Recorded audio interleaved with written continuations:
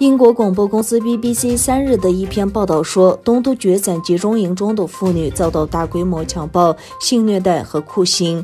美国国务院周三表示，美国对有关维吾尔族和其他穆斯林的拘留营中妇女遭到系统性强奸和性虐待的报道深感不安，并说在那里犯下的暴行必须有严重后果。美国国务院发言人普莱斯说，我们对有关东突厥散维吾尔族和其他穆斯林的拘留营中对妇女进行系统性强奸和性虐待的报道，包括第一手证词，深感不安。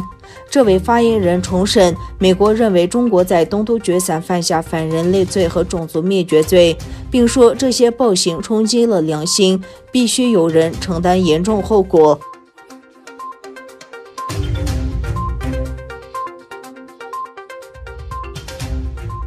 芬兰总理桑纳马林对中国在集中营中虐待维吾尔妇女表示严重关切。英国广播公司3日的一篇报道说，东突厥散集中营中的妇女遭到大规模强暴、性虐待和酷刑。据 BBC 报道，芬兰总理桑纳马林对中国在集中营当中存在虐待维吾尔妇女的报道表示严重的关切。他在推特中说，国际社会不能对中国践踏人权、压迫少数民族的政策视而不见。贸易和经济并不是把目光从这些暴行上移开的理由，人权必须成为双边和多边讨论的中心。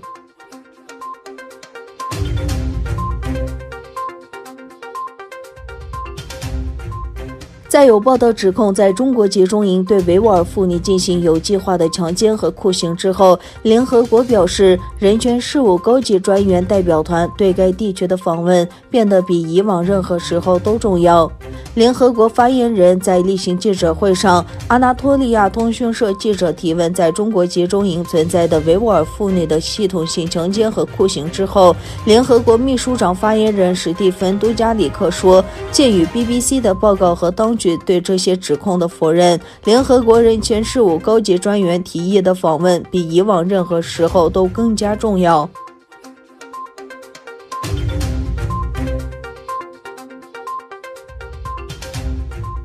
在2020北京冬奥会进入倒数1年之际，全球抵制声浪四起，全球180个维权团体也发表联合公开信，呼吁抵制北京冬奥会。2月3号，世界维吾尔代表大会与国际西藏网络等180个维权团体组成的国际联盟联合发表公开信，呼吁全球各国领袖抵制北京冬奥会，以确保中共不会利用冬奥会来助长他侵犯人权及镇压异议人士的行径。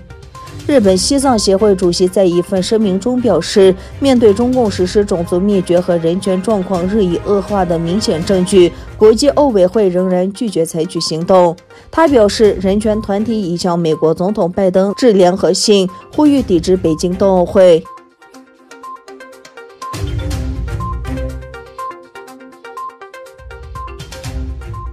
美国总统拜登发表了上任后的首次外交政策演讲。拜登承诺将不再支持沙特在也门的军事行动。拜登说，美国回来了，外交重回美国对外政策的核心地位。拜登称，也门的军事冲突造成了一场人道主义和战略层面的灾难，并承诺美国会终止为沙特在也门的进攻性行动提供情报、数据以及军售等支持。此外，拜登指出，美国将继续支持沙特和阿联酋捍卫主权和领土完整，抵御伊朗的威胁。